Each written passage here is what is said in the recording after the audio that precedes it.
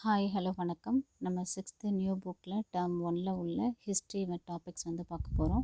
அதில் first lesson என்ன அப்படின்னு சொல்லி பார்த்தோம் அப்படின்னா வரலாறுனா என்ன அப்படிங்கிறது தான் பார்க்க போகிறோம். ஸோ இதில் பார்த்தோம் அப்படின்னா ஃபஸ்ட்டு வரலாற்றோட காலம் அப்படின்னு சொல்லி பார்த்தோம் அப்படின்னா பொது ஆண்டுக்கும் முன் அப்படின்னு சொல்லுவோம். அப்புறம் பொது ஆண்டு அப்படின்னு சொல்லுவோம்.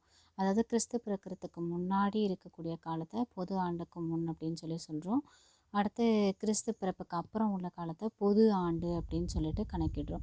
கிறிஸ்து பிறப்புக்கு முன்னாடி உள்ள காலங்கள் பார்த்தோம் அப்படின்னா டிக்ரீசிங் ஆர்டரில் வரும். அதாவது குறைஞ்சிக்கிட்டே வந்து 0ல் முடியும். கிறிஸ்து பிறப்புக்கு அப்புறம் இருக்கக்கூடிய காலம் அதாவது பொது ஆண்டு காலம் அப்படிங்கிறது 0லேருந்து வரிசையாக இன்க்ரீஸ் ஆகிக்கிட்டே வரும். சரிங்களா? ஸோ இது அடுத்து வரலாறு அப்படிங்கிறது என்ன அப்படின்னு பார்த்தோன்னா கடந்த கால நிகழ்வுகளோட கால வரிசை பதிவு, அதை தான் நம்ம வந்து வரலாறுன்னு சொல்லுவோம். வரலாறுனா என்ன? கடந்த கால நிகழ்வுகளின் கால வரிசை பதிவு. அடுத்ததாக பார்த்தோம் அப்படின்னா வரலாறு அப்படிங்கிற சொல் வந்து கிரேக்க சொல்லேருந்து வந்திருக்குது. அந்த கிரேக்க சொல் என்ன அப்படின்னு பார்த்தோம்னா ஹிஸ்டோரியா. வரலாறுங்கிற சொல் வந்து கிரேக்க சொல்லான ஹிஸ்டோரியா அப்படிங்கிற சொல்லிலேருந்து வந்திருக்கு. அதுக்கு என்ன பொருள் அப்படின்னு பார்த்தோன்னா விசாரிப்பதன் மூலம் கற்றல். அப்போ வரலாறுங்கிறது எந்த மொழி சொல்லேருந்து வந்தது அப்படின்னு பார்த்தோன்னா கிரேக்க மொழி சொல். அந்த கிரேக்க மொழி சொல் என்ன அப்படின்னு பார்த்தோன்னா ஹிஸ்டோரியா. அதுக்கு என்ன மீனிங் அப்படின்னு சொல்லி பார்த்தோம் அப்படின்னா விசாரிப்பதன் மூலம் கற்றல். வரலாறு என்ற சொல் கிரேக்க மொழி சொல்லான ஹிஸ்டோரியாங்கிறதுலேருந்து வந்துச்சு. அதுக்கு என்ன பொருள் அப்படின்னா விசாரிப்பதன் மூலம் கற்றல். அடுத்தது பார்த்தோம் அப்படின்னா வரலாற்றுக்கு முற்பட்ட காலத்தில் நம்மளுடைய முன்னோர்கள் வந்து நிறைய கற்கருவிகளை வந்து பயன்படுத்தியிருக்கிறாங்க. அதை கொண்டு அவங்க வாழ்ந்த காலத்தையும் அவர்களோட வாழ்க்கை நிகழ்வுகளையும் நம்ம அறிஞ்சிக்கிறதுக்கு உதவுறது தான் இந்த தொல்பொருள் அகழ்வாராய்ச்சி அப்படின்னு சொல்லுவோம். அதில் தான் நம்ம வரலாற்றுக்கு முற்பட்ட காலத்தில் நம்மளோட முன்னோர்கள் வந்து எப்படியெல்லாம் வாழ்ந்திருக்காங்க, அவங்களுடைய வாழ்க்கை நிகழ்வுகள் அதை எல்லாமே அவங்க பயன்படுத்தின அந்த கற்கருவிகளை கொண்டு தான் நம்ம வந்து தெரிஞ்சுக்கிறோம். அடுத்தது பார்த்தோம் அப்படின்னா மலைப்பாறைகள்லேயும் குகை சுவர்கள்லேயும் அவங்க வந்து பாறை ஓவியங்கள் வந்து வரைஞ்சி வச்சுருந்தாங்க. அந்த பாறை ஓவியங்கள் அப்படின்னா என்னென்னா அவங்க வந்து வேட்டைக்கு போகிறப்ப அவங்க தங்களோட வர முடியாதவங்களுக்கு, அதாவது வேட்டைக்கு போகிற நேரத்தில் தங்கள் கூட வர முடியாமல் அந்த குகைகள்லேயே வாழ்வாங்க இல்லையா, அவங்களுக்கு அங்கே என்ன நடந்தது, அந்த வேட்டை எப்படி இருந்தது அப்படிங்கிறத அங்கே இருந்த பாறைகள்லேயும் குகை சுவர்கள்லேயும் இவங்க என்ன பண்ணாங்க அப்படின்னா ஓவியங்களாக வந்து தீட்டு வச்சாங்க. சில நேரங்களில் பொழுதுபோக்காக கூட அந்த ஓவியங்களை வந்து தீட்ட ஆரம்பித்தாங்க. இதை தான் நம்ம என்னென்னு சொல்கிறோம் அப்படின்னா பாறை ஓவியங்கள்னு சொல்கிறோம். நாணயவியல் அப்படின்னா என்ன அப்படின்னு பார்த்தோன்னா நாணயங்கள் பற்றி படிக்கக்கூடிய படிப்பு வந்து நாணயவியல். கல்வெட்டியல் அப்படின்னு பார்த்தோன்னா எழுத்து பொறிகள் பற்றிய படிப்பு, அதாவது அந்த கல்வெட்டுக்களில் பொறிக்கப்பட்டிருக்கிற எழுத்துக்களை பற்றி படிக்கிறது தான் கல்வெட்டியல். அடுத்தது பார்த்தோம் அப்படின்னா வரலாற்று ஆதாரங்கள் அப்படின்னு சொல்கிறோம். இது என்ன அப்படின்னு பார்த்தோன்னா வரலாற்று ஆதாரங்களை ஆக்சுவலாக நம்ம வந்து 2 வகையாக வந்து பிரிக்கிறோம். என்ன அப்படின்னு பார்த்தோம் அப்படின்னா தொல்பொருள் சான்றுகள், வரலாற்று ஆதாரங்களை 2 வகையாக பிரிக்கிறோம். ஒன்று தொல்பொருள் சான்றுகள், இன்னொன்று பார்த்தோம் அப்படின்னா இலக்கிய சான்றுகள். தொல்பொருள் சான்றுகள், இலக்கிய சான்றுகள். இந்த தொல்பொருள் சான்றுகளில் 4 வகை இருக்குது. ஒன்று என்ன அப்படின்னு பார்த்தோன்னா நினைவு சின்னங்கள். நினைவு சின்னங்கள் என்னென்னலாம் இருக்குது அப்படின்னு சொல்லி பார்த்தோம் அப்படின்னா அரண்மனைகள். அரண்மனைக்கு உதாரணம் தான் என்ன அப்படின்னு சொல்லி பார்த்தோம் அப்படின்னா திருமலை நாயக்கர் மகால். அரண்மனைக்கு உதாரணம் என்னது? திருமலை நாயக்கர் மகால். அரண்மனைகள் எங்கே இருக்குது? மகால் அப்படின்னாலே அரண்மனைன்னு அர்த்தம். அப்போ திருமலை நாயக்கர் மகால் அரண்மனை. கோட்டை பார்த்தோன்னா வேலூர் கோட்டை. கோயில்களுக்கு உதாரணம் வந்து தஞ்சாவூர் தஞ்சை பெரிய கோவில். அப்புறம் ஸ்தூபிகள் எப்படி இருக்கும் அப்படின்னு பார்த்தோன்னா இந்த மாதிரி இருக்கும். இதான் ஸ்தூபி. இது எங்கே இருக்குது அப்படின்னு பார்த்தோன்னா சாஞ்சியில் இருக்குது. சாஞ்சி ஸ்தூபி அப்படின்னு சொல்லுவோம் இல்லையா, அது. அடுத்து மடங்கள் பார்த்தோம் அப்படின்னா டபாங்குங்கிறது மடம். டபாங்கிற இடத்துல இருக்கக்கூடிய மடங்கள். ஸோ இப்போ இது வந்து பார்த்தோம் அப்படின்னா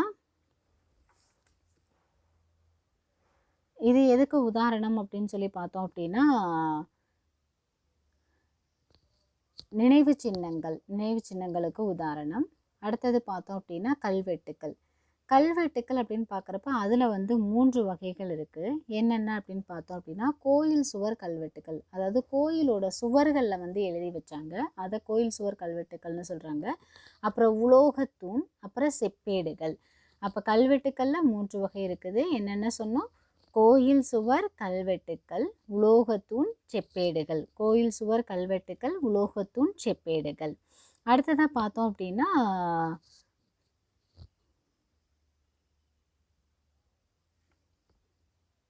தொல்கை திறன் பொருட்கள். தொல்கை திறன் அதாவது தொல்பொருள் பொருட்கள், தொன்மையான அந்த காலத்தில் அவங்க பயன்படுத்தின பொருட்கள், அது மூலமாகவும் நம்ம என்ன பண்ணுறோம், அவங்கள பற்றி தெரிஞ்சுக்கிறோம். அது என்னென்ன அப்படின்னு பார்த்தோம் அப்படின்னா அணிகலன்கள். அவங்க என்ன வகையான அணிகலன்களை பயன்படுத்தினாங்க, அவங்க பயன்படுத்தின கருவிகள் என்ன, பொம்மைகள் எதுவும் பயன்படுத்தியிருக்காங்களா, அதெல்லாம் வச்சு தான் வந்துட்டு நம்ம வந்து அப்புறம் பானைகள், அவங்க பயன்படுத்தின பானைகள், இது எல்லாமே வந்து தொல்பொருட்களாக வந்து நம்ம வந்து பார்க்குறோம். அடுத்தது தொல்பொருள் சான்றுகளில் முக்கியமானது நாணயங்கள். அவங்க பயன்படுத்தின நாணயங்களை வச்சு அவங்களோட வாழ்க்கைகளை தெரிஞ்சுக்கிறோம். ஸோ அப்போ தொல்பொருள் சான்றுகள் அப்படின்னு பார்த்தோன்னா நினைவு சின்னங்கள், தொல்லியல் நினைவு சின்னங்கள், கல்வெட்டுக்கள், தொல்கை திறன் பொருட்கள், அடுத்ததாக பார்த்தோம் அப்படின்னா நாணயங்கள். சரிங்களா? ஸோ இது வந்து தொல்லியல் சான்றுகள். அடுத்தது இலக்கிய சான்றுகள். இலக்கிய சான்றுகளை நம்ம வந்து 2 வகையாக பிரிக்கிறோம். ஒன்று மதச்சார்பற்ற இலக்கியம், இன்னொன்று மதச்சார்புள்ள இலக்கியம். மதச்சார்பற்ற இலக்கியம் அப்படின்னு சொல்லி பார்க்குறப்ப அதுக்கு என்னெல்லாம் உதாரணங்கள் அப்படின்னு பார்த்தோம்னா காப்பியங்கள், பாடல்கள், அப்புறம் வெளிநாட்டு பயணிகளோட குறிப்புகள், அப்புறம் இந்திய ஆசிரியர்களோட நூல்கள், அப்புறம் நாட்டுப்புற கதை பாடல்கள், இது எல்லாமே பார்த்தோம் அப்படின்னா மதச்சார்பற்ற இலக்கியம். அடுத்தது மதச்சார்புள்ள இலக்கியம் என்ன அப்படின்னு சொல்லி பார்த்தோம் அப்படின்னா மதச்சார்புள்ள இலக்கியத்தில் 2 வருது. என்ன அப்படின்னு பார்த்தோம்னா இதிகாசங்கள். மதச்சார்புள்ள இலக்கியத்தில் என்ன அப்படின்னு பார்த்தோம்னா 2 வகை இருக்குது. ஒன்று இதிகாசங்கள், இன்னொன்று பக்தி இலக்கியங்கள். இதிகாசங்களில் 2ஆக பிரிக்கிறோம். 2 இதிகாசங்கள் என்னென்ன? ராமாயணம், மகாபாரதம். பக்தி இலக்கியங்கள் பார்த்தோம் அப்படின்னா தேவாரம், 4000 திவ்ய பிரபந்தம், திருவாசகம், இதெல்லாம் பக்தி இலக்கியங்கள். அப்போ மதச்சார்புள்ள இலக்கியங்கள் அப்படின்னு பார்க்குறப்ப 2 வகையாக பிரிக்கிறோம். ஒன்று இதிகாசங்கள், இன்னொன்று பக்தி இலக்கியங்கள். இதிகாசங்கள்னால் என்ன? ராமாயணமும் மகாபாரதமும் தான் இதிகாசங்கள். பக்தி இலக்கியங்களுக்கு உதாரணம் என்ன அப்படின்னு பார்த்தோம்னா தேவாரம், 4000 திவ்ய பிரபந்தம், திருவாசகம். தேவாரம், 4000 திவ்ய பிரபந்தம், திருவாசகம். அடுத்து பார்த்தோம் அப்படின்னா அந்த மக்கள் வந்து குகைகளில் வாழ்கிறப்ப அங்கே இருந்த பாறைகள் மேலே ஓவியங்கள்லாம் வந்து வரைஞ்சி வைக்கிறாங்க. அந்த ஓவியங்களை தான் நம்ம வந்து பாறை ஓவியங்கள்னு சொன்னோம். நம்ம ஏற்கனவே பார்த்தோம் இல்லையா? அந்த பாறை ஓவியங்களில் இப்போ கூட வர முடியாதவங்களுக்காக அதை வந்து செதுக்கி வச்சுருக்காங்க அப்படின்னு சொல்லி சொன்னோம். அடுத்து வரலாற்றுக்கு முந்தைய காலம் அப்படின்னா என்ன அப்படின்னு பார்த்தோம்னா கற்கருவிகளை அவங்க பயன்படுத்தியதற்கும் எழுதும் முறைகளை கண்டுபிடித்ததற்கும் இடைப்பட்ட காலம், அதுதான் வரலாற்றுக்கு முந்தைய காலம்னு சொல்கிறோம். கற்கருவிகளை பயன்படுத்தினதை கற்காலம்னு சொல்கிறோம். அதுக்கப்புறம் எழுதுகிற முறைகள் வந்ததுக்கப்புறம் உள்ளது தான் வரலாற்று காலம். ஏன்னா அதுக்கப்புறம் அவங்களோட வரலாற்று குறிப்புகள் நமக்கு கிடைச்சிருச்சு. அப்போ அந்த கற்கருவிகளை பயன்படுத்தினதுக்கும் இந்த எழுதுறக்கூடிய முறைகள் கண்டுபிடிச்சதுக்கும் இடைப்பட்ட காலத்தை தான் நம்ம என்னன்னு சொல்கிறோம் அப்படின்னா வரலாற்றுக்கு முந்தைய காலம்னு சொல்கிறோம். அடுத்து இது தொல்லியல் அடையாளங்களாக அவங்கள பற்றி தெரிஞ்சுக்கிறதுக்கு நமக்கு எதெல்லாம் உதவுது அப்படின்னு பார்த்தோம் அப்படின்னா கற்கருவிகள், புதைப்படிமங்கள், பாறை ஓவியங்கள், இது எல்லாமே அந்த கால மக்களோட வாழ்க்கையை பற்றி தெரிஞ்சுக்கிறதுக்கு நமக்கு உதவுது. அடுத்தது பார்த்தோம் அப்படின்னா வரலாற்று தொடக்க காலம். வரலாற்றுக்கும் முந்தைய காலத்துக்கும் இடைப்பட்ட காலத்தை தான் வரலாற்றுக்கு தொடக்க காலம்னு சொல்கிறோம். வரலாற்று காலம்னா என்ன சொன்னோம்? அதாவது எழுத்துப்பூர்வமாக அவங்களோட வாழ்க்கை வரலாறுகளை எழுதி வச்ச காலத்தை தான் வரலாற்று காலம்னு சொல்கிறோம். வரலாற்றுக்கு முந்தைய காலம்னா என்ன சொன்னோம்? இந்த எழுத்துப்பூர்வமாக எழுதுறதுக்கும் அந்த கற்கருவிகள் பயன்படுத்தினதுக்கும் இடைப்பட்ட காலத்தை தான் வரலாற்றுக்கு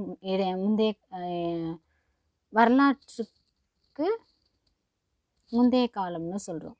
ஸோ இப்போ இந்த வரலாற்றுக்கு முந்தைய காலத்துக்கும் இடைப்பட்ட காலத்தை தான் நம்ம என்னன்னு சொல்கிறோம் அப்படின்னா வரலாற்று தொடக்க காலம்னு சொல்கிறோம். வரலாற்றுக்கு முந்தைய காலத்துக்கும் இடைப்பட்ட காலத்தை என்னன்னு சொல்கிறோம்? வரலாற்று காலம்னு சொல்கிறோம். அடுத்ததாக நாய்களை வந்து இந்த மக்கள் வந்து பயன்படுத்தினாங்க. அவங்க வந்து குகைகள்லேயே வாழ்ந்தாங்க இல்லையா? அப்போ அவங்களோட பாதுகாப்புக்காக வந்து நாய்களை பயன்படுத்தினாங்க. அப்புறம் வேட்டையாடுறதுக்கு அவங்களுக்கு துணைக்காக பாதுகாப்புக்காக நாய்களை வந்து கூடவே அழைச்சிட்டு போனாங்க. இதில் தெரிந்து கொள்வோம்ல வந்து ரொம்ப முக்கியமான பாயிண்ட் என்ன அப்படின்னு பார்த்தோம்னா வலிமை மிக்க அரசர் அசோகர், அவரை பற்றி வந்து பார்க்க போகிறோம். பண்டைய இந்திய அரசர்களே ரொம்ப புகழ்பெற்ற அரசர் அப்படின்னு சொல்லி பார்த்தோம் அப்படின்னா அசோகர். அவர் புத்த மதம் ஆசியாவோட பல்வேறு பகுதிகளுக்கு பரவுறதுக்கு காரணமாக இருந்தவர் யார் அப்படின்னா அசோகர். அப்போ புத்த மதம் ஆசியாவின் பல்வேறு பகுதிகளுக்கு பரவ காரணமாக இருந்தவர் யார் அப்படின்னா அசோகர். அதுக்கப்புறம் கலிங்க போருக்கு அப்புறம் வந்து நிறைய உயிர்கள் வந்து மடிகிறதா வந்து அவர் பார்த்தாரு. அதனால அவர் மனம் மாறி அவர் வந்து போர் தொடுக்கிறத கைவிட்டு அதுக்கப்புறம் புத்த சமயத்தை தழுவி அந்த புத்த மதத்தோட அமைதியையும் அறத்தையும் மக்களுக்கு வந்து பரப்புறதே தன்னோட வாழ்க்கை முழுவதும் பணியாக செஞ்சார். ஸோ அப்போ கலிங்க போருக்கு அப்புறம் போர் செய்வதை கைவிட்டு புத்த சமயத்தை தழுவிய அரசர் யார் அப்படின்னா யார்? அசோகர். அடுத்து வெற்றிக்கு பின் போரை துறந்த முதல் அரசர் அசோகர் தான். அவர் வெற்றி பெற்றார் கலிங்க போரில். ஆனாலும் அதுக்கப்புறம் தன்னோட அரச வாழ்க்கையவே துறந்து போர்களை துறந்து இருந்த ஒரே அரசர் அப்படின்னா அது யாருன்னா அசோகர். அதே போல் உலகிலேயே முதலாக விலங்குகளுக்கும் தனியே மருத்துவமனை அமைத்து தந்தவர் யார் அப்படின்னாலும் அசோகர். இந்த உலகத்திலேயே விலங்குகளுக்காக முதலாக மருத்துவமனை கட்டினது யார் அப்படின்னா அசோகர். அப்புறம் ரோடு போட்டது யாருன்னா அசோகர்னு சொல்லிட்டு நம்ம சொல்லுவோம் இல்லையா? ஸோ அப்போ அவர் உருவாக்கின சாலைகளை இப்போ வரைக்குமே நம்ம வந்து பயன்படுத்திக்கிட்டு இருக்கிறோம். அப்புறம் தேசிய கொடியில் நம்ம அசோக சக்கரம் சொல்லுவோம் இல்லையா? அதில் எத்தனை ஆரக்கால் இருக்குது? 24 ஆரக்கால் இருக்குது. அது வந்து அசோகர் நிறுவிய சாரநாத் கற்றூனில் உள்ள ஒரு முத்திரை தான் வந்து அந்த அசோக சக்கரம். அடுத்து இதிலேருந்து அசோகர் பார்த்தோம் அப்படின்னா வரலாற்று பக்கங்கள்லாம் அசோகரை பற்றின கதைகளை நம்ம திருப்பி பார்க்குறப்ப 19ஆம் நூற்றாண்டு வரைக்கும் அசோகரை பற்றின எந்த குறிப்புகளும் இல்லவே இல்லை. அதுக்கப்புறம் William Jones, James Prinsep, Alexander Cunningham இவங்களோட வரலாற்று ஆய்வுகள் தான் அந்த மாமன்னர் அசோகரோட சிறப்புகளை வெளி உலகுக்கு கொண்டு வர்றதுக்கு காரணமாக இருந்தது. அப்போ அசோகரை பற்றின குறிப்புகளை நம்ம அறியறதுக்கு காரணமாக இருந்தவங்க யார் அப்படின்னு சொல்லி பார்த்தோம் அப்படின்னா William Jones, James Prinsep, Alexander Cunningham. William Jones, James Prinsep, Alexander Cunningham. William Jones, James Prinsep, Alexander Cunningham. இந்த இவர்களோட வரலாற்று ஆய்வுகள் மூலமாக தான் நம்ம வந்து அசோகரை பற்றி தெரிஞ்சுக்கிறதுக்கு காரணமாக இருந்தது. அடுத்தது பார்த்தோம் அப்படின்னா சார்லஸ் ஆலன் அப்படிங்கிறவர் ஆங்கிலேய எழுத்தாளர். இந்த சார்லஸ் ஆலன் என்ன பண்ணுறாரு அப்படின்னா அசோகர் குறித்த எல்லா வரலாற்று ஆவணங்களையும் ஒன்றா சேர்த்து ஒரு நூல் வந்து வெளியிடுறாரு. அந்த நூலுக்கு என்ன பேர் அப்படின்னு பார்த்தோம்னா the church for the India's last emperor. The church for the India's last emperor அப்படிங்கிற அந்த நூலை எழுதினது யார் அப்படின்னு பார்த்தோன்னா சார்லஸ் ஆலன். சார்லஸ் ஆலன் அவர் ஆங்கிலேய எழுத்தாளர். அசோகர் பற்றிய the church for the Indian last emperor என்ற நூலை எழுதியவர் சார்லஸ் ஆலன். அடுத்து அசோகர் பற்றின சான்றுகள் வந்து சாஞ்சி ஸ்தூபியில் இருக்குது. அப்புறம் சாரநாத் கல்தூன்லேயும் நிறைய இருக்குது. சரிங்களா? ஸோ அப்போ அசோகரை பற்றி இதில் வந்து பார்த்தோம். அடுத்தது இப்போ வரலாற்று காலம் அதுக்கு வந்து வருவோம். இந்த மக்கள் வந்து என்ன பண்ணாங்க? வரலாற்றுக்கு முந்தைய கால மக்களோட வாழ்க்கைகளை நம்ம எது மூலமாக தெரிஞ்சுக்கலாம்? அவங்க பயன்படுத்தின கற்கருவிகள், பாறை ஓவியங்கள், புதைப்படிமங்கள், அகழ்வாய்வு பொருட்கள் இது மூலமாக தெரிஞ்சுக்கிறோம்.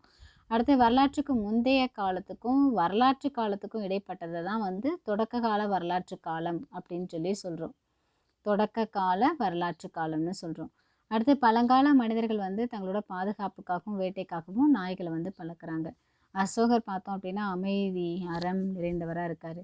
தேசிய கொடியில் மொத்தம் எத்தனை ஆரக்கால் இருக்குது? 24 ஆரக்கால் உள்ள சக்கரம் இருக்குது.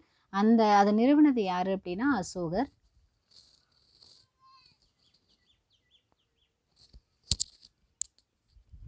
அசோகரோட சாரநாத் கற்றூனில் உள்ள ஒரு லட்சணை தான் என்ன அப்படின்னு பார்த்தோம்னா நம்ம தேசிய கொடியில் உள்ள அந்த அசோக சக்கரம். அடுத்ததாக இதில் கலைச்சொற்கள் பார்த்தோம் அப்படின்னா ஆதாரங்கள் எங்கேருந்து கிடைச்சது, இதுக்கு சோர்ஸ் என்ன அப்படின்னு சொல்லி கேட்போம். ஸோ சோர்ஸ் ஆதாரங்கள்லாம் என்ன அப்படின்னா சோர்ஸ். முன்னோர்கள் அப்படின்னா ஏன்செஸ்டர்ஸ். நம்மளோட முன்னோர்களை பற்றி படிக்கிறோம் அப்படின்னா முன்னோர்கள்னால் யார்? ஏன்செஸ்டர்ஸ். அடுத்து தம்மா அப்படின்னா தர்மா. தம்மானா என்னது? தர்மா. நினைவு சின்னம் அப்படின்னா மவுன்மெண்ட். நினைவு சின்னம்னா என்ன அப்படின்னா மான்மெண்ட். அடுத்து கல்வெட்டு அப்படின்னா இன்ஸ்கிரிப்ஷன். கல்வெட்டுக்கள் அப்படின்னு பார்த்தீங்கன்னா இன்ஸ்கிரிப்ஷன்ஸ். வரலாற்று ஆசிரியர் அப்படின்னா ஹிஸ்டாரியன். வரலாற்று ஆசிரியர்னா ஹிஸ்டாரியன். ஸோ அடுத்தது பார்த்தோம் அப்படின்னா அந்த புக் பேக்கில் உள்ள ஒன் வேர்ட்ஸ் வந்து பார்க்கலாம். பழங்கால மனிதன் தனது உணவை சேகரிக்க மேற்கொண்ட நடவடிக்கை. தன்னோட உணவை சேகரித்துக்கு அவன் என்ன பண்ணான்? வேட்டையாட தானே செஞ்சான். வணிகம் செஞ்சானா? கிடையாது. ஓவியம் வரைஞ்சா அவனுக்கு பணம் கிடச்சிதா? சாப்பிட்டானா? இல்லை. விலங்குகளை வளர்த்தானா? இல்லை. வேட்டையாடுறது தான் அவன் செஞ்சான். சரிங்களா? அடுத்த கூற்று காரணத்தை பொறுத்துக்க சரியான விடையை குறிப்பிட்டு காட்டுக. கூற்று என்ன அப்படின்னு பார்த்தோன்னா, பழைய கற்கால மனிதர்கள் வேட்டையாட செல்லும் போது நாய்களை உடன் அழைத்து சென்றனர். சரி. அடுத்து குகைகளில் பழைய கற்கால மனிதன் தங்கியிருந்த போது விலங்குகள் வருவதை நாய்கள் தமது மோப்ப சக்தியினால் அறிந்து அவனுக்கு உணர்த்தின. இதுவும் சரி. ஸோ அப்போ இதுக்கு என்ன ஆன்சர்? கூற்று சரி, கூற்றுக்கான காரணமும் சரி. சரிங்களா? அடுத்தது பண்டைய காலத்தில் வாழ்ந்த மனிதர்கள் பயன்படுத்திய பொருட்கள் அகழ்வாய்வுகள் மூலமாக தோண்டி எடுக்கப்பட்டுள்ளன. அப்பொருள்கள் அக்கால மக்களின் வாழ்க்கை முறை பற்றி அறிந்து கொள்ள பாதுகாக்கப்படுகின்றன. இக்கூற்றுடன் தொடர்புடையது எது? இப்போ பண்டைய காலத்தில் வாழ்ந்த மக்கள் பயன்படுத்தின பொருட்கள் எல்லாமே என்ன பண்ணுறோம்? அகழ்வாய்வுகள் மூலமாக நம்ம வந்து தோண்டி எடுக்கிறோம். அந்த பொருட்களை வச்சு தான் அந்த கால மக்களோட வாழ்க்கை முறைகளை தெரிஞ்சுக்கிறோம். இதோட தொடர்புடையது எதுன்னு சொல்லி கேட்டிருக்கிறாங்க. அந்த கால மக்களை பயன்படுத்தின புதைப்பொருள் படிவங்கள், கற்கருவிகள், எலும்புகள் இது மூலம் எல்லாமே நம்ம தெரிஞ்சுக்கிறோம். இதோட தொடர்புடையது அப்படிங்கிறப்ப அருங்காட்சியகங்கள். இந்த பொருட்கள் எல்லாத்தையும் இப்போ எங்கே வச்சுருக்குறாங்க? அருங்காட்சியகத்தில் வச்சுருக்காங்க. அது மூலமாக நம்ம வந்து தெரிஞ்சுக்கிறோம் அப்படிங்கிறத சொல்கிறோம். அடுத்தது பார்த்தோன்னா தவறான இணையை கண்டுபிடின்னு சொல்லியிருக்காங்க. பழைய கற்காலத்தில் என்ன பயன்படுத்தினாங்க? கற்கருவிகள் பயன்படுத்தினாங்க. பாறை ஓவியங்கள் அப்படின்னு பார்க்குறப்ப குகை சுவர்களில் உள்ள அந்த பாறைகள் மேலே வந்து ஓவியங்கள் வரைஞ்சாங்க. அதுவும் சரி. செப்பு தகடுகள் அப்படிங்கிறது ஒரு வரலாற்று ஆதாரம். அந்த கால மக்களோட வாழ்ந்த காலத்தில் கிடைச்ச செப்பு தகடுகளையும் நம்ம வந்து அவங்களோட வரலாற்று ஆதாரங்களாக எடுத்துக்கிறோம். பூனைகள் வந்து முதலில் பழக்கப்பட்ட விலங்குன்னு சொல்லியிருக்காங்க. இது தப்பு. முதலாக பழக்கப்பட்ட விலங்கு என்னது? நாய். ஸோ அப்போ இதுதான் வந்து தவறான இணை. சரிங்களா? ஸோ அடுத்தது பார்த்தோம் அப்படின்னா மற்ற தொடர்களிலிருந்து வேறுபட்ட ஒன்றை கண்டுபிடி. இப்போ இங்கே வந்து ஒரு 4 தொடர்கள் கொடுத்துருக்காங்க. இந்த 4 தொடர்களில் வேறுபட்டு இருக்கிறது என்ன அப்படின்னு கேட்டிருக்காங்க. பாறைகள் மற்றும் குகைகளில் ஓவியங்கள் வரையப்பட்டிருந்தன. ஆமாம், பாறைகள் குகைகள்னால் பாறை ஓவியங்கள் அப்படின்னு சொல்லி வரைஞ்சிருந்தாங்க. வேட்டையாடுதலே குறிப்பாக ஓவியங்கள் இருந்தன. அவங்க வேட்டையாடுறதை பற்றி தான் அவங்க வந்து ஓவியங்களில் வரைஞ்சிருந்தாங்க. அடுத்து பழங்கால மனிதன் தனது குடும்ப உறுப்பினர்களுக்கு வேட்டையாடுதலை எடுத்துரைப்பதற்காக வரைந்திருக்கலாம். நிச்சயமாக அவங்க யார் அந்த குடும்பத்துலேருந்து வேட்டைக்கு வரலையோ அவங்களுக்கு சொல்கிறதுக்காக தான் அந்த வந்து ஓவியங்கள் வந்து வரைஞ்சாங்க அப்படின்னு சொல்லிட்டு நம்ம பார்த்தோம். பல வண்ணங்களில் ஓவியங்கள் வரையப்பட்டிருந்தன. கிடையாது. பல வண்ணங்கள்லேயே அவங்க ஓவியங்கள் வரைஞ்சிருந்தாங்க? இல்லை. ஸோ அப்போ இதுதான் வந்து வேறுபட்ட ஒன்று. அடுத்தது கோடிட்ட இடங்கள். பழைய கற்கால மனிதன் பெரும்பாலும் வாழ்ந்த இடங்கள் எங்கே அப்படின்னு பார்த்தோன்னா குகைகளில் வாழ்ந்தாங்க. அடுத்து வரலாற்றின் தந்தை அப்படின்னு யாரை சொல்கிறோம் அப்படின்னா ஹெரடோட்டஸ். வரலாற்றின் தந்தை ஹெரடோட்டஸ். பழைய கற்கால மனிதன் பழக்கிய முதல் விலங்கு என்ன அப்படின்னு பார்த்தோன்னா நாய். அடுத்து கல்வெட்டுக்கள் வந்து எந்த காலத்துக்கான ஆதாரங்கள் அப்படின்னு பார்த்தோன்னா கல்வெட்டுக்கள் அது எல்லாமே வரலாற்றுக்கு முந்தைய கால ஆதாரங்கள். அடுத்து அசோக சக்கரத்தில் வந்து எத்தனை ஆரக்கால்கள் இருக்குது அப்படின்னு பார்த்தோன்னா 24 ஆரக்கால்கள் இருக்குது.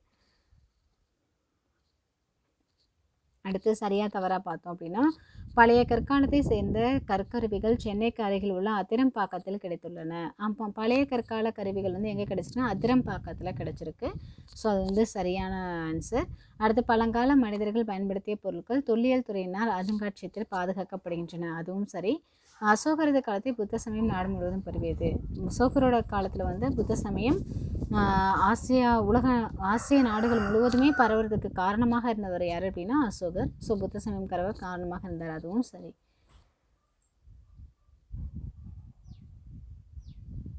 அடுத்து பாறை ஓவியங்கள் பொறுத்துக்கு பார்த்தோம் அப்படின்னா பாறை ஓவியங்கள் அந்த கால மக்களோட வாழ்க்கை முறையை புரிஞ்சுக்கிறதுக்கு உதவுது. அடுத்ததாக பார்த்தோம் அப்படின்னா எழுதப்பட்ட பதிவுகள் அப்படின்னு பார்க்குறப்ப செப்பேடுகள். இந்த செப்பேடுகள்லாம் என்ன பண்ணியிருப்பாங்க? எழுதி வச்சுருப்பாங்க. அடுத்த அசோகர் பார்த்தோன்னா மிகவும் புகழ்பெற்ற அரசர். மதச்சார்புள்ள இலக்கியம் என்ன அப்படின்னு பார்த்தோன்னா தேவாரம். அவ்வளோதான், இந்த லெசன் வந்து ஓவர். இதில் ஒன் வேர்ட்ஸில் ஏதாவது ஆன்சர்ஸ் வந்து உங்களுக்கு தெரிஞ்சுது அப்படின்னா கமெண்ட் பாக்ஸில் கமெண்ட் பண்ணுங்கள். தேங்க்யூ ஃபார் வாட்சிங்.